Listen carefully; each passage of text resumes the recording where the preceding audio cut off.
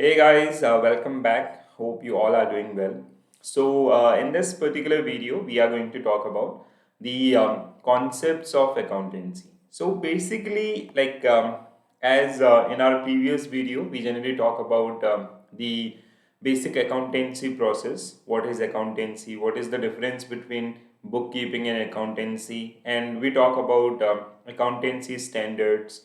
So, now we'll talk about a few major concepts.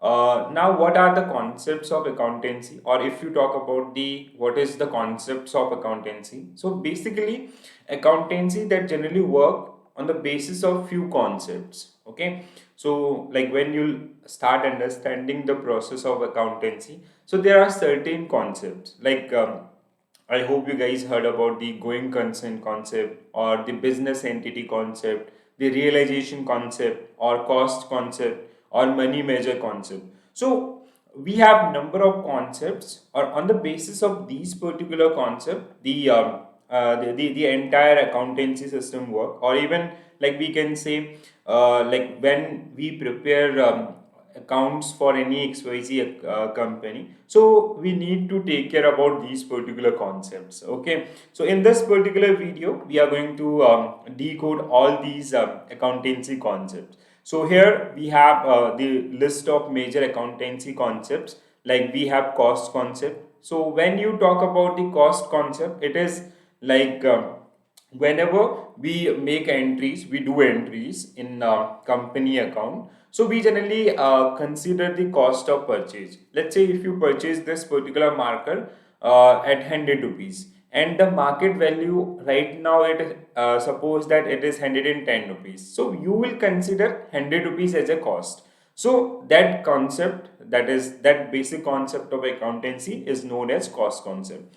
Another thing, we have money measure concept. So when you do accountings for like whenever we do accounting entries, so we consider only things those who have monetary value. Like we can say, let's say you paid salaries to your employees, so that have a monetary value, so that will be part of your accountancy.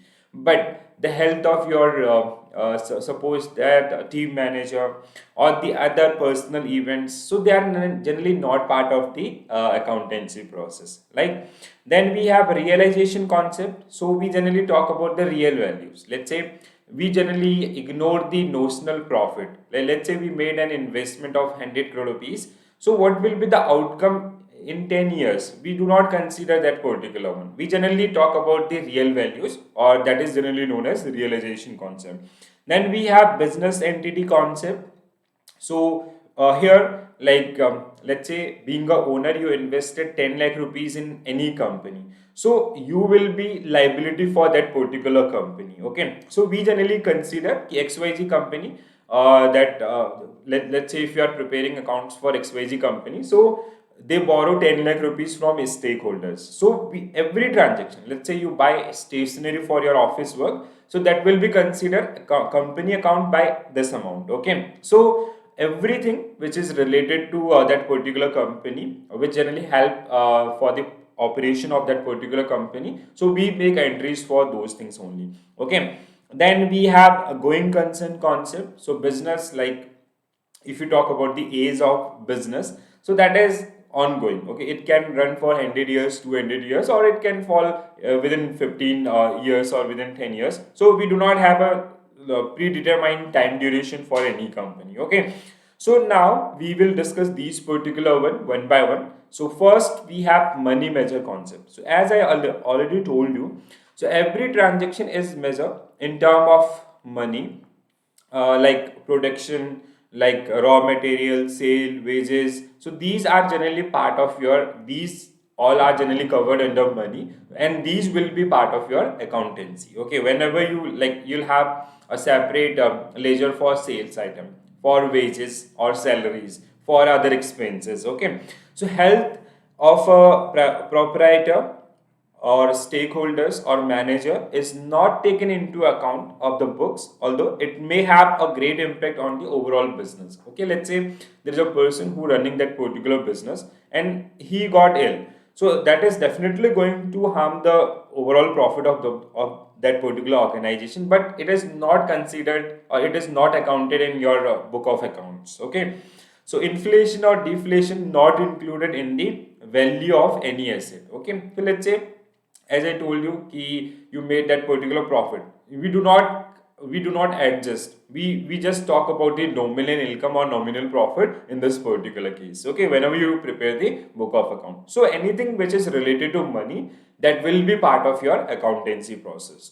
Next one is cost concept. So business transactions are recorded in books at cost price. As I earlier gave you an example, let's suppose you buy some machinery for your company and it costs you around 5 lakh rupees, and the current market value is 7 lakh rupees. So when you will open your book, so it will in your books it will be only 5 lakh rupees. Okay, or even let's say you buy at 5 lakh rupees and the current market price is 3 lakh rupees, so it will consider 5 lakh, but we have depreciation on capital asset, so you'll adjust that one only. Okay, so like whatever the prices increment and decrements, so we are not considering those things. We are generally talking about the cost price. Okay, fixed asset are kept at cost of purchase and not their market value. As I gave you an example of this marker or any other machinery, so we do not consider market price here. We generally talk about the whatever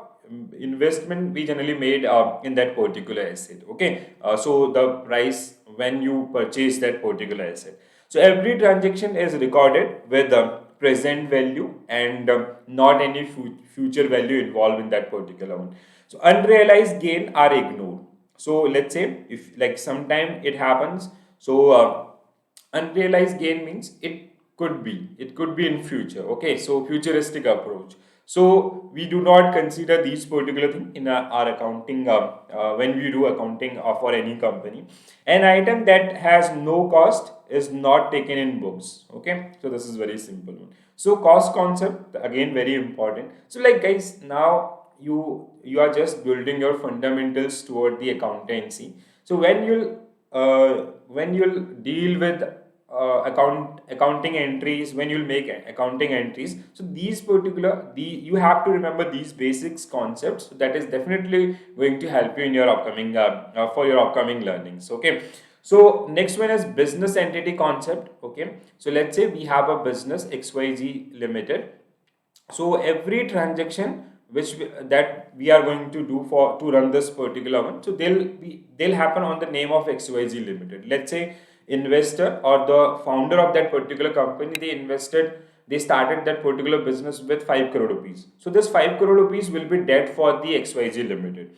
Let's say you buy stationery, office stationery or some machinery, so that will be again part of that particular organizations. Okay, so this concept separate the entity of proprietor from the business transactions. Okay, which means Mr. A who started this particular business XYZ.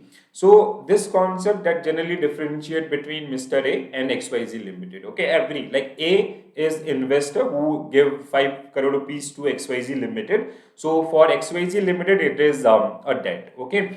So capital contributed by the owner is liability for business, because business is a different owner. Okay, so we consider that XYZ Limited as a separate entity. So please do remember this one. And so many times examiner they generally ask question based on this particular concept.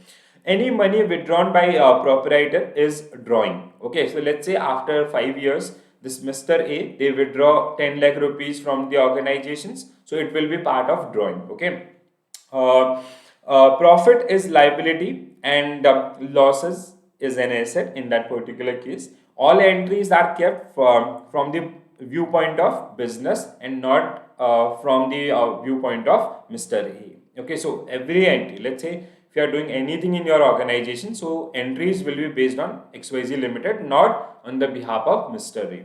Okay, so an enterprise is economic unit separate from owners. So the crux is, so an enterprise which is an economic unit, so which has a separate entity or identity as well, which is given under Companies Act 1956 or 2013. So hope this is clear. Next one we have going concern concept. So like you cannot bound the things within an organizations or within a company. So to run that particular company, there are number of transactions that happen on day-to-day basis, and these transactions will like they can be recurring in nature. So like until the business is going on, so you need some like you need to do these kind of activities to run your business. So business is a going concern, and transactions are recorded accordingly. Like as these transactions are happening, so you'll record those particular one in the book of accounts. If an expense is incurred and its utility is consumed during the same year, then it is treated as an expense. Otherwise, it is recorded as an asset. Okay, so let's say you paid salaries to your employees, so that will be considered as an expense in your organization. Okay, let's say you invested some capital, so like or you purchase some machinery, so we have some long term capitals in our organization, so that will be like when we prepare the book of accounts, so we'll consider those one as an asset. Okay, whatever part you consume, like let's say that machinery is depreciated by 5 lakh rupees, so 5 lakh is will be part of your expense, and remaining will be an asset. Reserve and provisions are created for any future liability.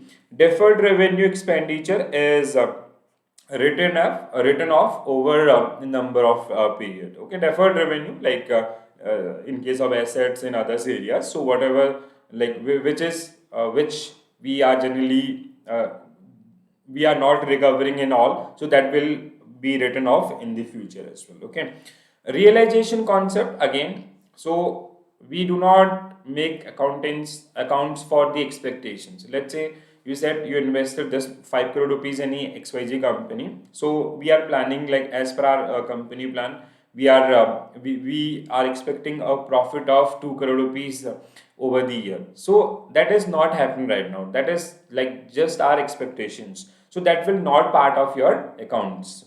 So this concept tell us when revenue is treated as realized or earned, so that will be part of your profit only, or you'll make entry for that case only. Okay, so you cannot make entries for your expectations, which can like it will earn this much of money in this year or all, so you cannot make entries for that one.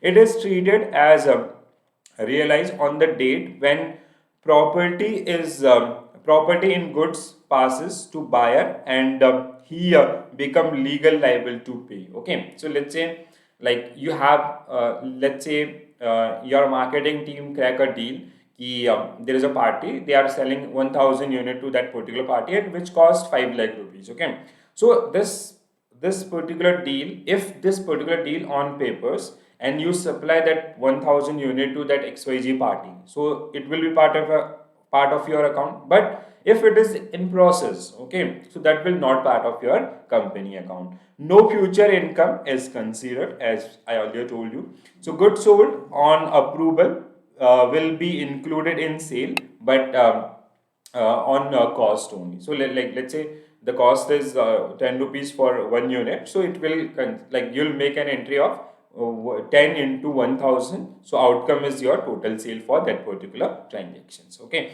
so now the final one is dual aspect concept. So dual aspect means like this is very important concept in accountancy. So every transaction